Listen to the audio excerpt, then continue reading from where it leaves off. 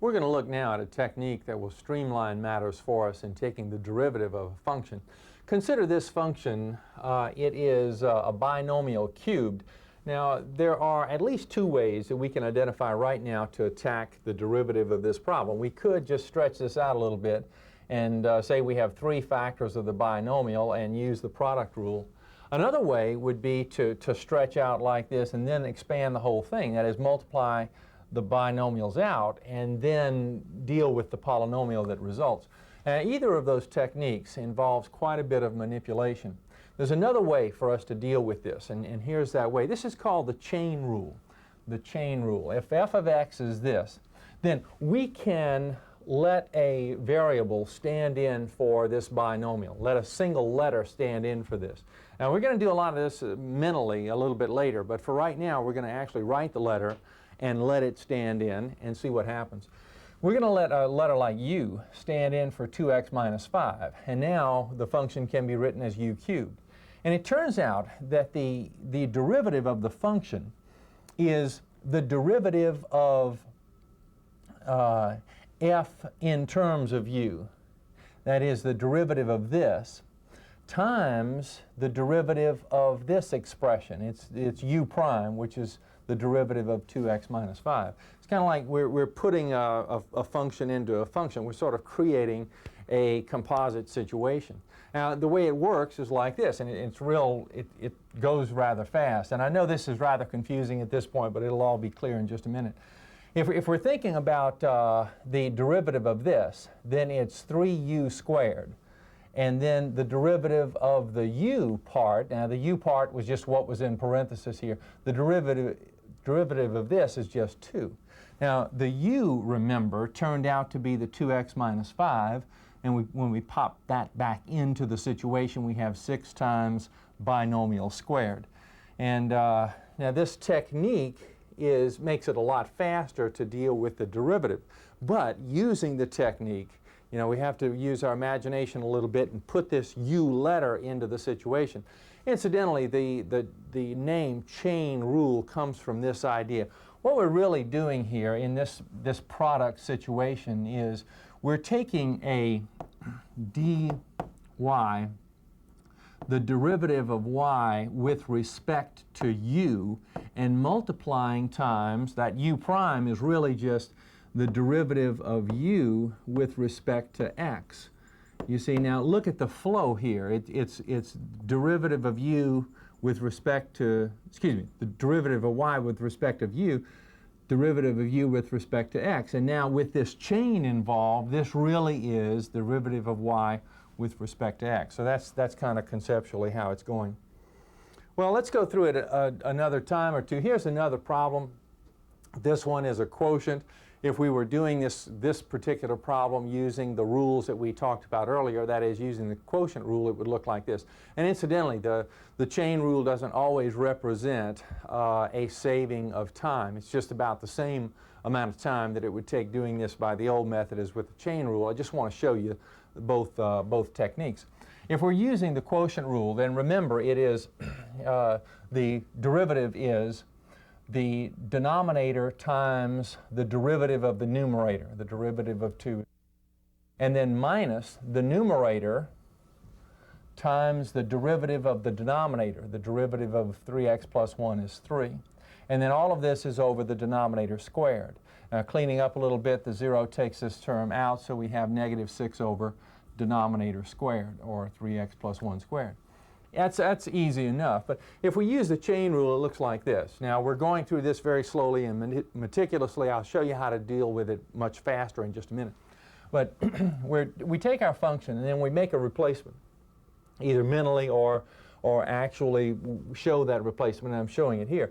We're thinking of the 3x plus 1, you see, as being replaced with a single letter. So now our expression looks like 2 over u. And now we're thinking of this, manipulate this a little bit, throw the u into the numerator, and we have 2u to the negative 1. Okay, our derivative is the derivative of this, you see, with respect to the u, and then it's u prime. It is, u prime. This is the u, and so it's u prime. So it's f prime of u, which is the derivative of this. So it's negative 1 times 2, that's negative 2 u to the negative 2. And then the u prime is the derivative of this, which is 3. And now let the smoke clear on this, and we have, let's see, negative 2 times 3 is negative 6, and the u to the negative 2 kicks that downstairs, and the u was the binomial 3x plus 1, so 3x plus 1 squared, as we found earlier. Now we're going to pop back to this problem in just a minute. I want to show you one more and go through this u process. This one involves a radical, and the radicand is the u part here. So we're talking about g of x is the square root of u. We could say this is g of u if we make the substitution back the other way, but at any rate, it is the square root of u, or u to the 1/2 power. Now, the derivative is the derivative of this times the derivative of that. You see, it is g prime of u, which is the derivative of that, and then u prime, which is the derivative of this. This is u, so u prime would be the derivative of that. So we have, let's see, the derivative of this is 1/2 u to the negative 1/2. Now remember, subtracting 1 here, 1/2 minus 1 is negative 1/2. That's why this negative 1/2 is here. And then the u prime means, let's see, the derivative of this is negative 2. That's where that comes from. Multiplying here, the 2's cancel, and we have negative u to the negative 1/2. So that is 1 over u to the 1/2, or 1 over the square root of u. But u is that binomial, 3 minus 2x. And when we plug that back in, we're finished with the problem. Now, the way we'll actually work through these problems is like this. We're not going to go through and think actively every time about replacing the u and writing the u in and so forth. We're just going to think about it. And here's how the thought process works.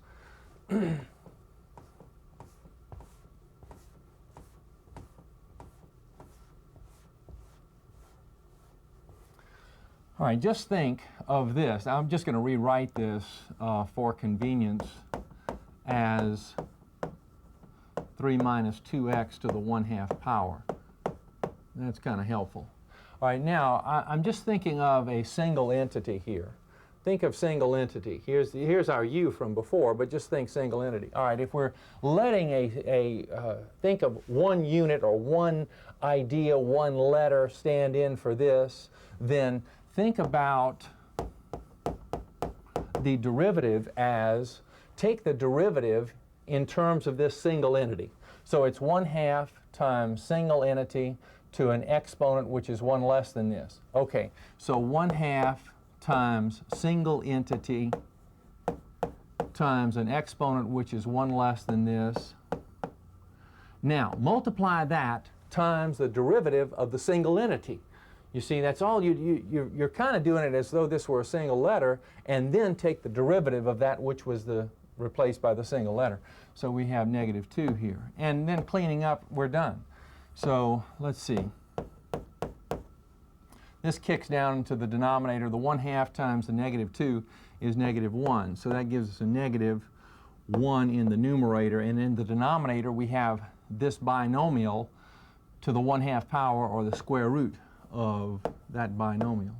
You see, thinking in terms of this single entity idea gives us a fast track through the problem. Let's work back this way and work this one in terms of that single entity idea.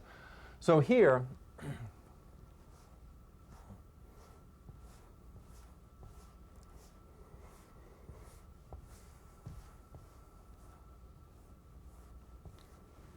we might do something like this. And there are several ways of doing these correctly. If we think of this, for example, as, I'm just going to kick this binomial to the numerator by doing that. And now I'm thinking of this as the single entity.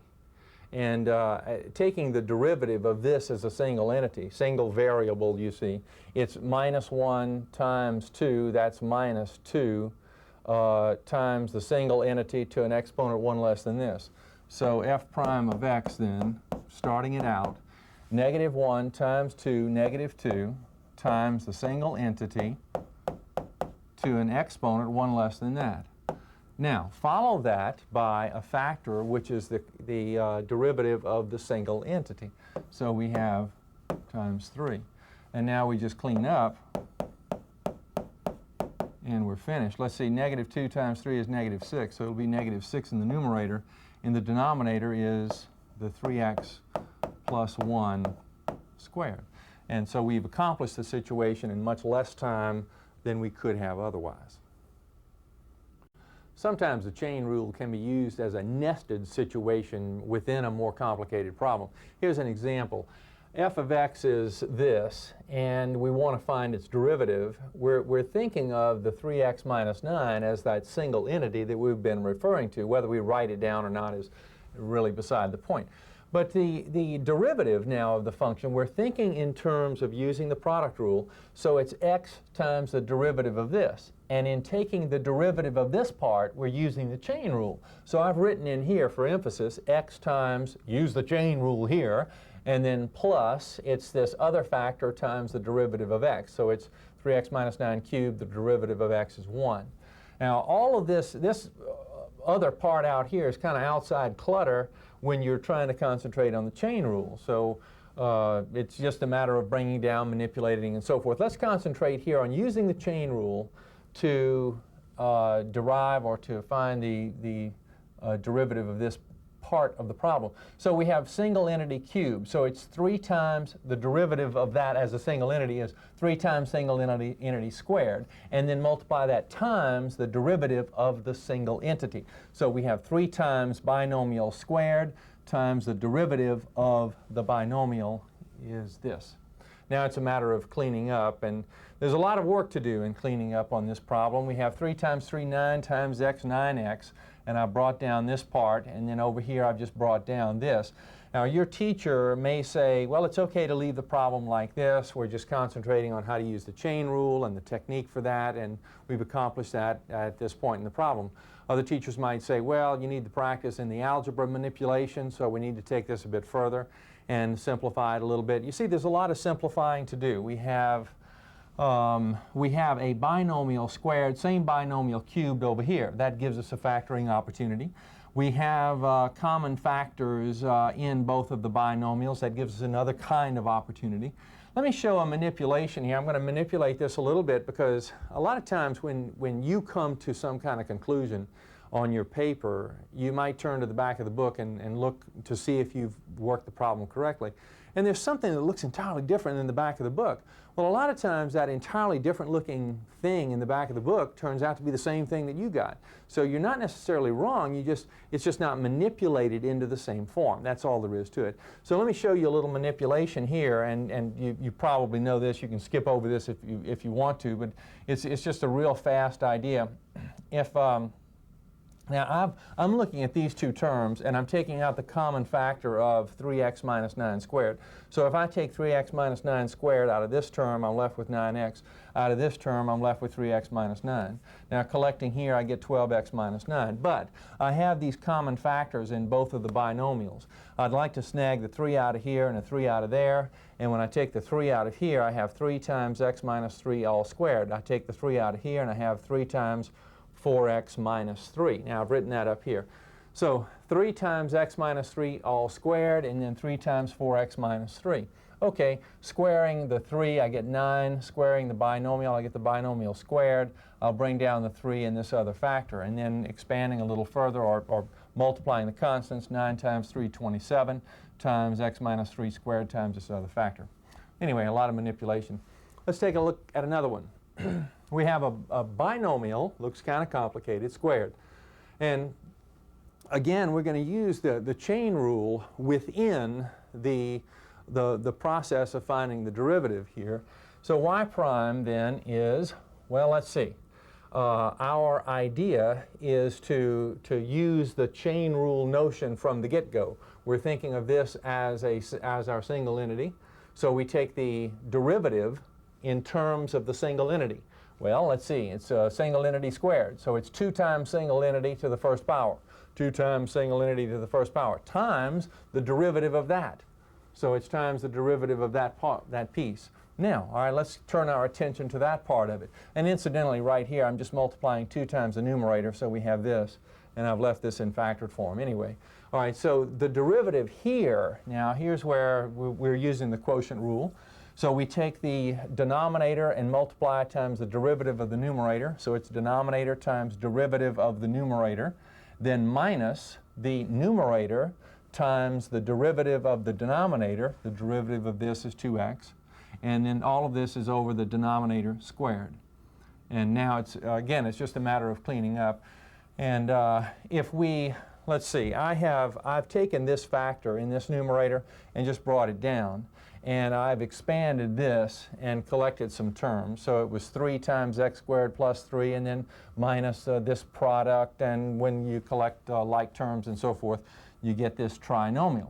And then in the denominator, it's x squared plus 3 times x squared plus 3 squared. So we have 3 factors of that binomial in our denominator. There may be some other manipulation opportunities if you'd like to take advantage of them.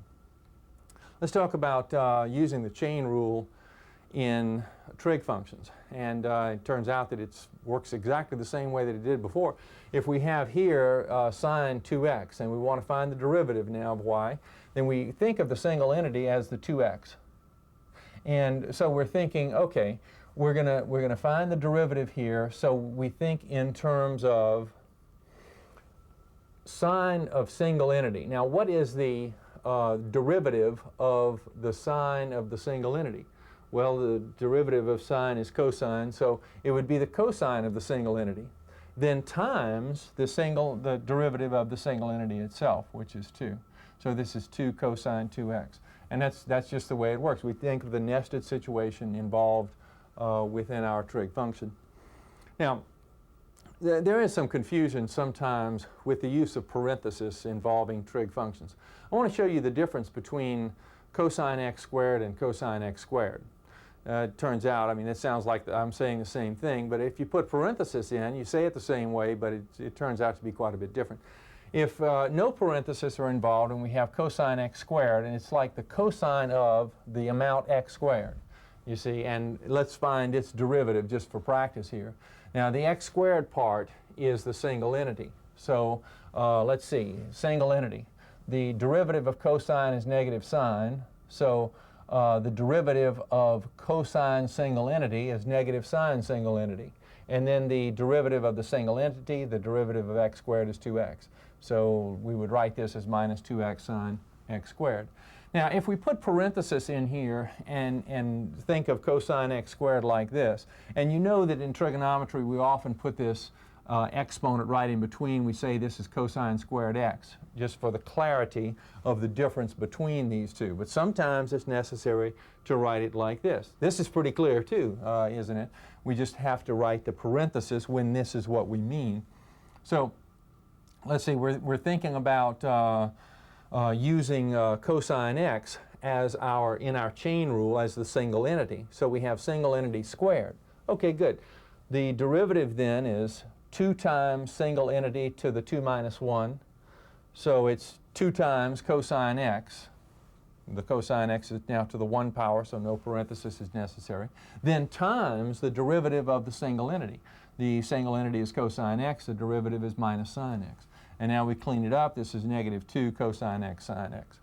Now once again, I want to encourage you to look at the examples that are in your textbook along with the examples that I have here. It's going to give you a broader perspective, a little more exposure to different kinds of problems. But many of them are related to one another. They're very similar to one another, but that extra exposure is going to be helpful.